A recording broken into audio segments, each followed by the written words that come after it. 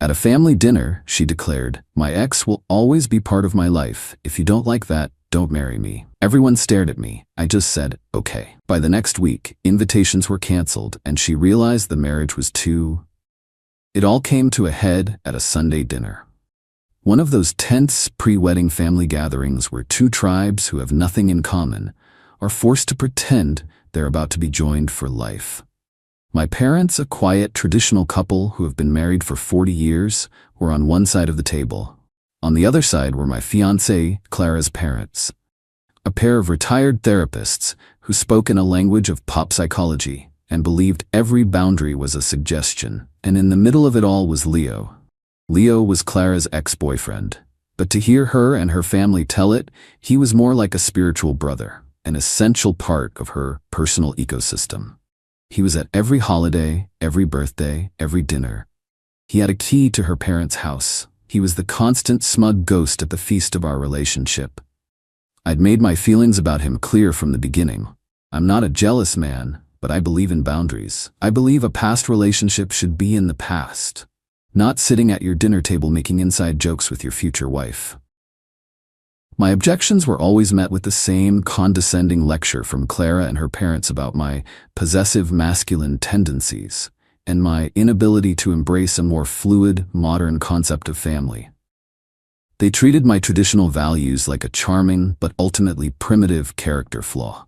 I went along with it, not because I was a simp, but because I was playing the long game. I wanted to see how far she would push it. I needed to know if the foundation we were building on was solid rock or just sand. The topic of the wedding seating chart came up over dessert. My mother, a woman who speaks her mind with a quiet but firm dignity, had a simple question. "Clara, dear," she began, looking at the draft of the chart. "I see you have Leo seated at the main family table, next to your aunt. I was just wondering if that was the best place for him. Perhaps one of the friends' tables would be more appropriate?" The air in the room instantly went from chilly to arctic. Clara's mother put her fork down with a clatter. Clara herself flushed a deep, angry red. "My mother is just concerned about optics, Clara," I said, stepping in before she could explode. "Having your ex-boyfriend at the family table might send a confusing message to our guests." Clara turned on me, her eyes flashing. "A confusing message? The only confusing message here is that you and your parents are still living in the 1950s. Leo is my best friend. He is family. He was a part of my life long before you were, and he will be a part of my life long after. Well, he will always be a part of my life." Her father chimed in then, his voice dripping with condescension. "Ben, we've talked about this. Your rigid definitions of relationships are what cause insecurity. Clara and Leo have a beautiful, evolved connection. You should be celebrating that, not trying to control it." It was a perfectly executed two-on-one attack, with her mother nodding in solemn agreement. They had been practicing this kind of psychological maneuvering for years. But this time it was different. This time my parents were there, watching this woman and her family treat me and our impending marriage with such casual, arrogant disrespect. Clara, feeling emboldened by her parents' support, decided to press her advantage. She stood up, her hands on her hips, and delivered the line that would bring the entire charade to a crashing halt. She looked from my mother to me, her voice loud and clear for the entire room to hear. "Let me make this perfectly clear for everyone. My ex will always be a part of my life. He will be at our wedding. He will be at our children's baptisms. He will be at our holidays. That is a non-negotiable fact. If you don't like that, then don't marry me." The ultimatum hung in the silent room. It was a declaration of war. Everyone stared at me, waiting for my reaction. They expected me to argue, to plead, to back down as I had done so many times before, just to keep the peace. Clara had a smug, triumphant look on her face. She thought she had me trapped. I didn't say a word for a full minute. I looked at her, standing there in all her defiant arrogance. I looked at her enabling parents, nodding in approval. I looked at my own parents, their faces a mixture of shock and quiet dignity, and then I looked back at her. The long game was over. She had just shown me the final stress test results, and the structure was condemned. I gave a slow, deliberate nod. "Okay," I said. The word was so quiet, so devoid of emotion, that it seemed to confuse her. "Okay?" she repeated, her tone mocking. Okay, you'll behave? Okay, you'll stop being a jealous child? No, I said, standing up from the table. I folded my napkin and placed it on my plate. Okay, I won't marry you. I turned to my parents. Mom, Dad, we're leaving. And without another look at Clara or her stunned, speechless family, the three of us walked out of the house and out of their lives. Update 1. The drive home with my parents was silent for the first 10 minutes. My father just drove, his eyes fixed on the road, his hands gripping the steering wheel. My mother stared out the window. I think they were waiting for me to break down, to show some sign of regret or heartbreak. But I felt nothing but a profound, almost surreal sense of peace. The weight of a 5-year charade had just been lifted from my shoulders. Finally, my dad spoke, his voice low and steady. Are you sure about this, son? I've never been more sure of anything in my life, I said.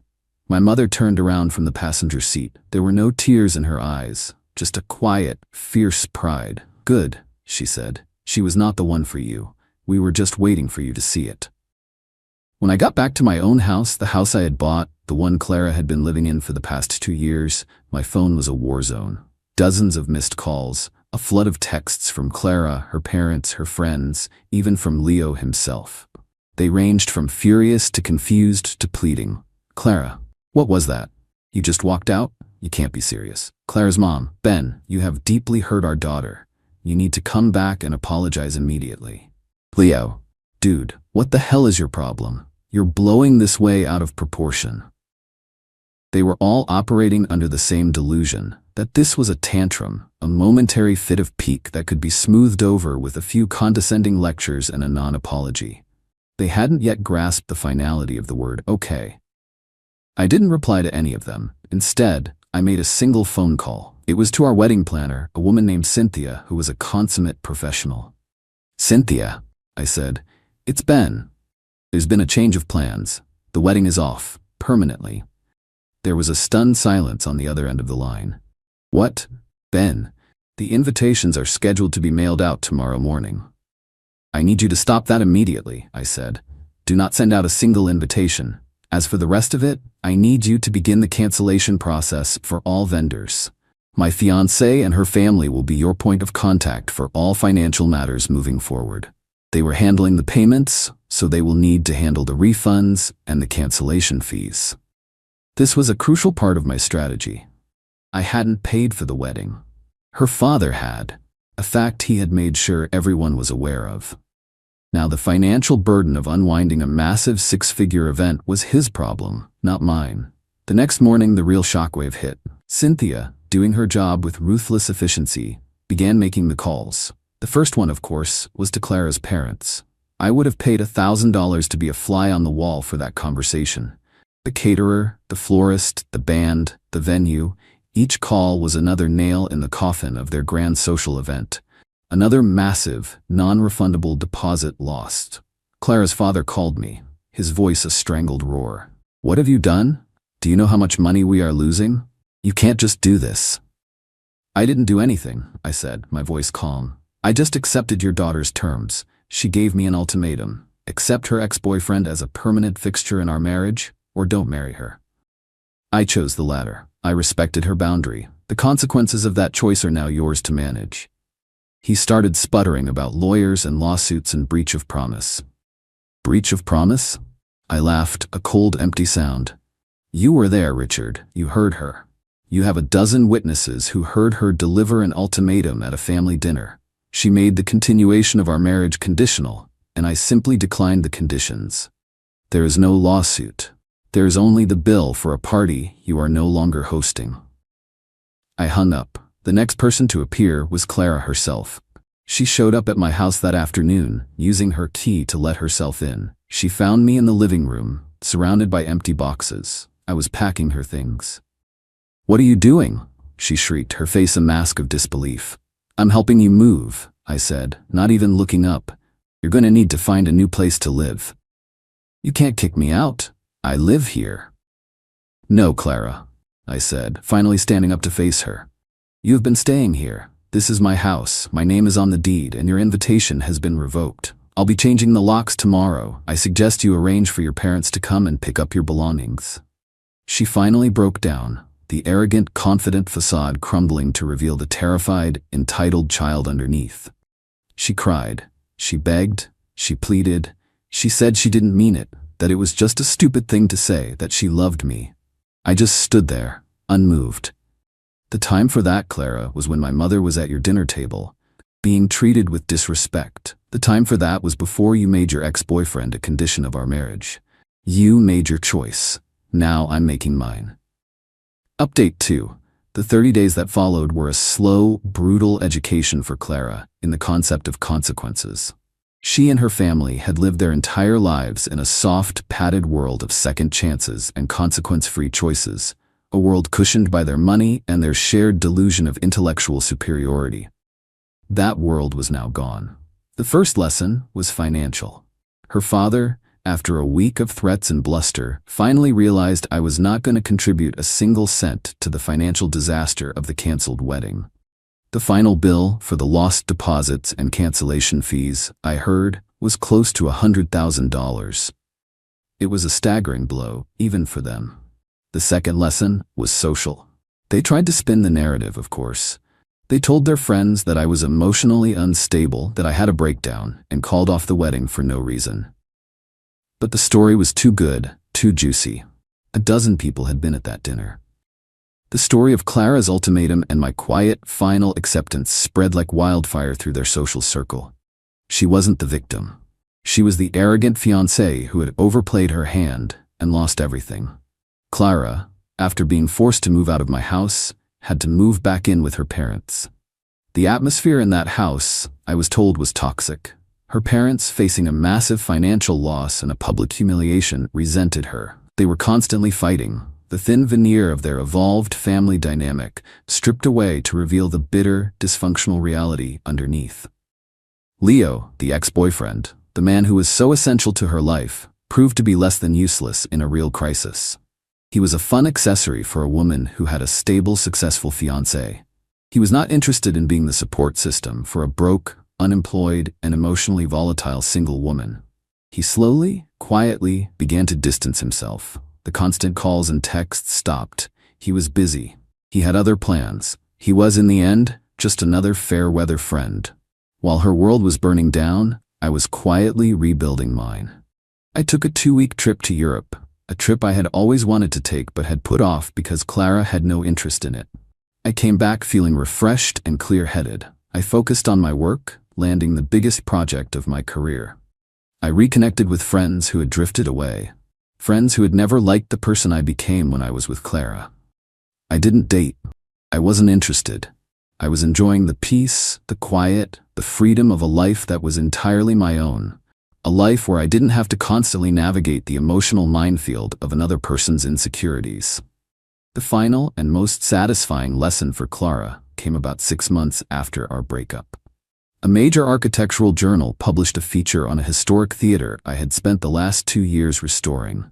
It was a huge honor, the pinnacle of my career so far. The article included a gala event celebrating the reopening of the theater, an event attended by the mayor and some of the most influential people in the city. There was a picture of me standing on the stage accepting an award for the project.